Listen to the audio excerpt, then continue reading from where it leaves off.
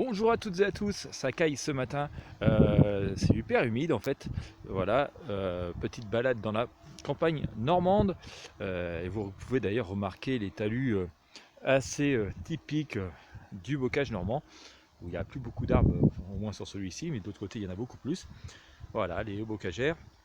Bienvenue sur la chaîne, écoutez, première vidéo, il y en aura sans doute beaucoup d'autres, je l'espère, selon votre participation, votre engagement. Donc n'hésitez pas à vous abonner à la chaîne, n'hésitez pas à partager les vidéos avec vos amis sur vos réseaux sociaux, ce sera utile à tous.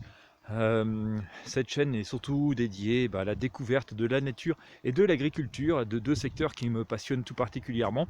Voilà, je ne suis pas moi-même agriculteur. J'espère pouvoir le devenir un jour, mais voilà, c'est pas forcément si simple quand on n'est pas issu du métier à la base. Voilà, donc je vais, si vous êtes agriculteur, n'hésitez pas à participer à la chaîne, à partager votre expertise, votre expérience.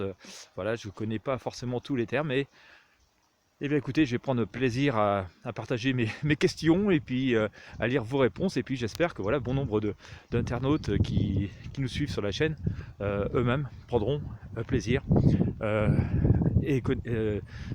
lire vos compétences, vos connaissances, et voilà, ça enrichira ainsi tout le monde. Voilà, donc nous sommes fin octobre, hein, il pleut énormément ces derniers jours, mais alors des quantités d'eau absolument phénoménales. Ce n'est plus de la pluie, c'est du déluge. Dans bon nombre de parcelles maintenant, l'ensilage est terminé. Voilà. Pour les personnes qui ne savent pas, l'ensilage est un vrai boulot. Je vous invite à regarder des vidéos sur YouTube. Vous verrez que ça ne se fait pas n'importe comment, notamment en termes de tassement de l'ensilage pour éviter qu'il y ait au maximum qu'il y ait de l'air. Voilà, le fait qu'il y ait on va dire pas une décomposition, mais une conservation anaérobie permet de garder en fait la plupart des qualités nutritives de l'ensilage. Alors ça, ici on parle d'ensilage de maïs, hein, mais ça pourrait être aussi de l'ensilage d'herbe ou de luzerne. Voilà, donc là vous avez une parcelle complètement de, je vais voir si je peux agrandir un petit peu, voilà, un petit peu d'ensilage de maïs qui voilà, a été fait il y a une quinzaine de jours. Donc voilà, je pense que l'agriculteur va pas tarder à venir travailler ce sol. Voilà, dans les champs aux alentours, ils ont commencé à travailler hier. Voilà, à mettre du fumier, puis tout enfouir. Avant la pluie, ils ont eu quelques heures, surtout la matinée de répit. Alors voilà, tout le monde en a profité pour aller dans les champs, parents et enfants, pour travailler. Et puis ensuite, la pluie voilà, fait rentrer un peu les nutriments apportés par le fumier un peu plus profondément dans les sols, pour ensuite voilà, pouvoir labourer et puis semer. Voilà, les plantes vont se nourrir de tout ça après. Voilà, donc ça c'est une parcelle qui a été ensilée, je dirais, il y a une dizaine de jours. Voilà, c'est assez impressionnant, c'est dommage, j'ai pas pu vous filmer les machines. Voilà, il y avait des Jaguars, des classes Jaguar de mémoire, qui faisaient ça.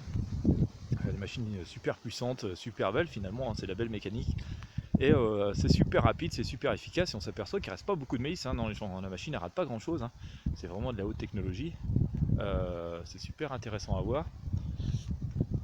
Voilà, et moi ce que je peux vous proposer, c'est franchement, si vous connaissez bien les techniques d'ensilage, parce qu'en plus derrière ça ne s'utilise pas n'importe comment, quoi, hein. Il y a des rations pour nourrir les troupeaux de vaches, hein. Cet ensilage il est fait pour les vaches laitières.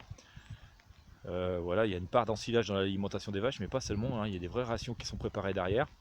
Peut-être varie-t-elle d'un agriculteur à l'autre, je ne sais pas, il y a sans doute des principes de base, mais après voilà, chacun a peut-être sa petite touche personnelle pour avoir une quantité de lait plus importante et surtout de très bonne qualité.